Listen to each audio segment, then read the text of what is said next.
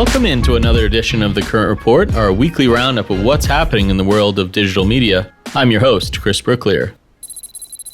The news of Omnicom and IPG merging lit up the advertising world last week. The holding companies had a combined revenue of more than $25 billion in 2023, and merging could make the new-faced Omnicom the largest holding company in the world. To dive more into the implications of the move, from the increased scale to how AI plays in, I'm bringing in Brian Wieser, CEO of consulting firm Madison and Wall. All right, pleased to be joined by you, Brian. Welcome to the show. Thanks for having me. I feel like you're actually perfect for this story. Former investment banker, former equity research analyst, former agency exec, and now you're at Madison and Wall. So you kind of have all of this combination of everything with the story to make it for you to be the guy to give insight on this. Thanks, and don't forget, a year in ad tech. I did forget, but thanks for reminding me. So I think my first question is, on the Richter scale for the advertising industry, how big of a move is this merger? Yeah, I think for the agency space, this is like an 8. I mean, it's a pretty big one. It's easily the biggest transaction that's ever occurred, obviously. It's not like it's a transaction that takes two totally different businesses together, which maybe that would be a 9, but I think it is a very significant transaction. For media, for ad tech, it's also probably comparably big because this is now the biggest customer to most of ad tech. For marketers, it's not nothing. It's a 3, maybe it's a 4. I think at the end of the day, for media owners, sellers of advertising, it's a 4 or 5, but it's a big deal. What's your quick takeaway about why it's such a big deal? Well, I mean, it's just the sheer scale of this enterprise and how much bigger it is than potentially all of its competitors. And so I think that it becomes more of a talent magnet. It becomes a first port of call for partnerships. It just becomes a place where more scale, all the benefits of scale can be realized. Certainly in the US, where they're more heavily concentrated than anyone else on a combined basis. But like both of these holding companies are already massive, right? So like, what does this add? What does it do? The scale seems to be there. Of course, you're getting increased scale, and maybe that's just it. Yeah, that's it. But I also think that it's interesting. There's a big difference between, say, $1 billion business unit and a $2 billion business unit in terms of what you can do, the latitude to make choices, the flexibility you have. If you're investing in the long term, that is a big if, because it could very well be that this becomes a very short-term oriented enterprise. And yeah, maybe there is no difference other than some cost savings and more returns to shareholders. But if you assume that the resources that are freed up by a combination or in some form reinvested in the future of the services that this agency group provides, doesn't have to be all of it, but a good chunk of it, well, then it makes for an entity that's better able to invest in a world where scale matters more than ever. Gotcha. I'm sure you've read a ton of the coverage about people's takes and what they think and all of this type of stuff. Do you feel like there's been anything missing from the coverage, or that there's like some very interesting or important detail of this whole merger that you feel like people haven't really keyed in on? Well, I primarily tried to go to the original source rather than seeing others' hot takes or even sometimes well-informed, because the only people who really know the details are really the top management of the company who've been actively involved and figure out exactly what they're going to do. So I do recommend that anyone who's trying to figure out what's going on, go directly to the horse's mouth wherever you can, if you're not a paying subscriber to Madison and Wall's research services, that is. What the companies have said, there's a lot that's left unsaid, or things that they've said where I think you have to think about what might happen that they haven't said. So for example, they've conveyed that this isn't about consolidating agency brands. And at the same time, it feels that they've got to consolidate agency brands. I don't know how you make this a growthy thing over a long-term period of time without consolidating agency brands. But I also realized that on a short-term basis, if you say, yeah, we're just going to collapse everything into one mono brand, you have people leaving so fast. You have clients departing so fast. Like, you can't do that. Now, somewhere between believing in the value of the agency brand and recognizing the advantages that follow from, shall we say, a mono brand, I don't know, is where they're going to wind up. And so I think that the most important things are just listening to what they're saying and then thinking about what they're not saying, far more valuable than, anything I've read so far. So one thing that, at least to be honest, to me has not been really clear was the impact of AI. I feel like that has been talked about a lot and that has been mentioned. And I believe John Wren said that the new age of Omnicom is going to be led by AI. Can you tell me, because clearly I couldn't pick it up, why AI is such a big deal in this?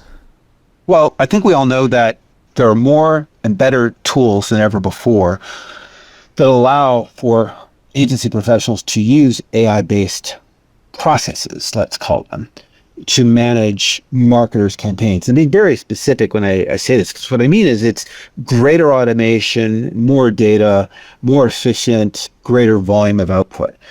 The media agency industry has already gone through this.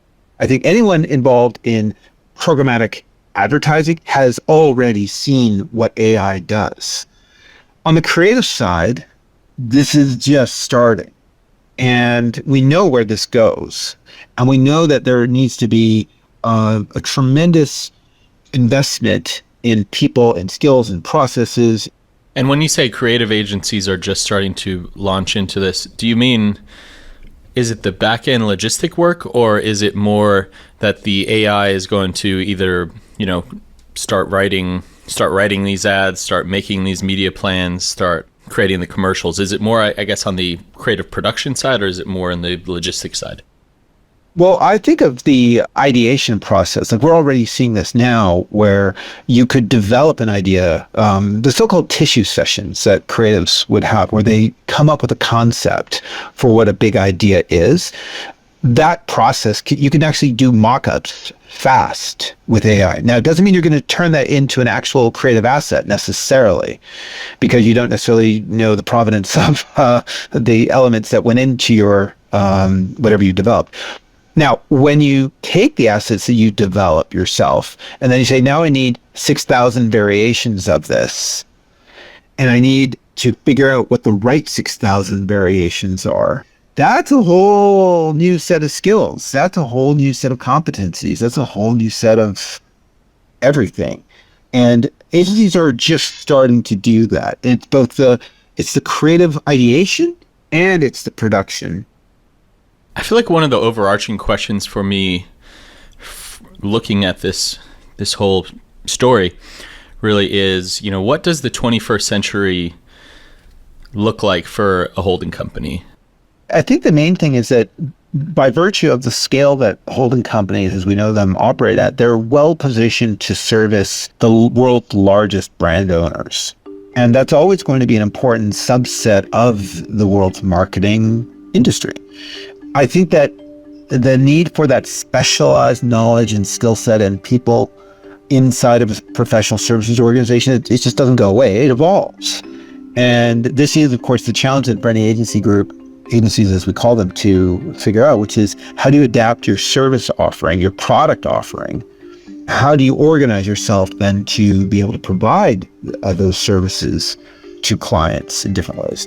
And I think it was true 100 years ago, and it's true now. You go back to when, McCann Erickson itself was kind of created as a global entity, right? They had clients like Imperial Oil or Exxon, I guess it became, and a handful of others, Coca-Cola then, where they were becoming global in the first half of the 20th century. And they would open offices, city after city or country after country, to kind of follow them and try to mirror their global growth. Well, it's not that different now. It's just the specific thing you're offering has evolved. Oh, that's such an interesting way of thinking about it that I hadn't put together yet. These are fundamentally services businesses. And just think of are there advantages to professional services firms? It's kind of like saying, companies can live without management consulting firms, the McKinseys, BCG, Bains of the world. But they've grown by 4 and 5x over the last 20 years. I mean, the reality is that they serve a purpose. They have a function that isn't easily replicable. It doesn't mean a company can't do these things themselves, but there are such meaningful advantages from specialization and people attraction that a specialist entity can bring. And that's kind of why they exist as businesses. All right, Brian, it was great to talk with you. Thank you. And hope to have you on again. Thanks for having me. Next, we're capping off this episode with one last thing. Retail media has been a major talking point within the Omnicom IPG merger, and for good reason. eMarketer forecasts that retail media ad spend in the US could double over the next 5 years to $130 billion. Caroline Liu is on the front lines of that change as Walgreens Advertising Group's Senior Director of Strategy, Insights, and Operations. She shared how she sees the next 7 years of retail media playing out on our video series, 5 Minutes With. One of the things that I've loved so much about being in the retail media space is how quickly it's evolving, and I don't really see any signs of that slowing anytime soon. So I do anticipate continued growth in this space. I think it'll probably take shape in a few different ways. But if you even look at this past year, there's been so much innovation. So if I think about new ad formats like digital in-store offerings, I think it's just such a unique and different way to think about creating that really connected ecosystem. So much is happening in the data space. So if you think about AI and machine learning, I think it's really pushing the boundaries in how we think about personalization and performance. And then regulation is a huge one. So I think over the last year or two, there have been so many regulatory changes from a data privacy perspective that it's forcing the industry as a whole to really rethink how are we capturing customer data, utilizing and sharing that data, and how do we make sure we're always taking that very privacy first approach. To watch the full video with Caroline and our editor-in-chief Stephanie Paterick, head to thecurrent.com. And that's it for this edition of The Current Report. For a deeper dive on all these stories plus more, check out thecurrent.com. And of course, please like and subscribe on YouTube, plus leave us a review on Spotify, Apple, or wherever you listen. And if you want to hear more from The Current, listen to The Current Podcast, where we interview some of marketing's biggest leaders about their keystone career moments and where the industry is going next. We'll see you next week.